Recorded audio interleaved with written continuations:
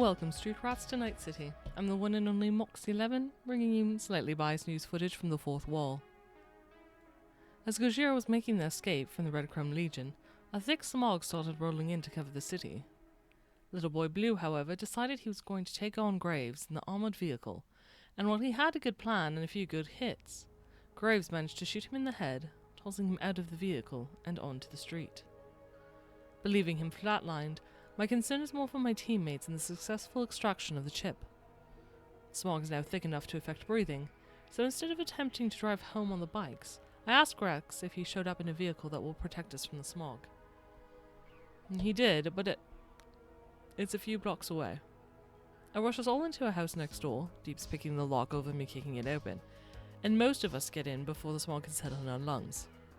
Fortunately, Checkers isn't so lucky, and I can hear Rex coughing over the comms. Time seems to slow, but Rex makes it to us eventually in 5 minutes, picking us up and bringing us back to the Nook. The Galena, for now, remains on the street, and whatever fate might befall it until we can return. Hopefully it'll still be running, and the smog, which is supposed to last 4 days, will give it enough cover not to be a prime target. When Deeps and Checkers get back to the apartment, Wraith is waiting and cooking breakfast with real food for them.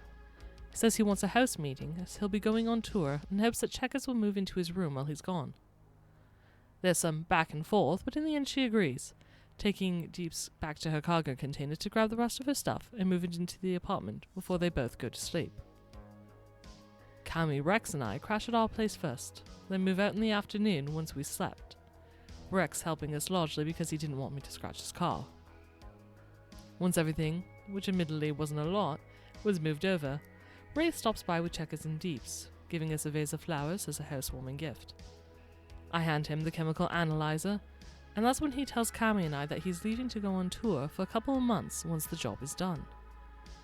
We ask why he's running, but he refuses to answer, reaffirming time and again that the tour was too good an opportunity to pass up. We drop that subject, picking up a new one when he brings us over to his place to go over the plan he created. This plan involves him being here, even though he said he wasn't going to do the job. He of course claims he's not on the job, he's just going to look out and tell us when the bullet arrives, and then leave. Which, to us, means he's on the job, so why did he tell Colt and Rex he wasn't? A frustrating conversation, when Deeps adds a smart-ass comment I can't take the lack of communication and unwillingness to take this job seriously, and Delta from the room before I do something I won't regret. Which scares me. I pass Rex, who had been listening at the doorframe, and he and Wraith get into it about whether or not he's on the job. Checkers and Deeps take that moment to slip out into the hovel and talk about getting the delivery schedule from Nail Me in the next couple of days, along with going back for the Galena.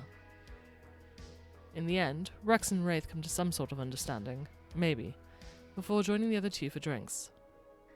Cammy comes to get me and invites me to go drinking with the team, as well as giving me a note from Wraith that says he had intentionally tried to sabotage the mission for all of us. I tell her I'm sliding back into the mental state I was at Jackal's Lantern, and I don't think I should be down there, urging her to go without me. Instead she stays, and the sentiment means more than I thought it could. To watch the story unfold live, tune into Saves First Death every Saturday at 10 PM Eastern at twitch.tv/SavesFirstDeath.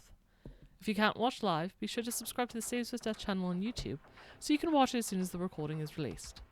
Or you can download it as a podcast. Stay safe, Cyberpunks. This has been your Night City recap with Moxie 11.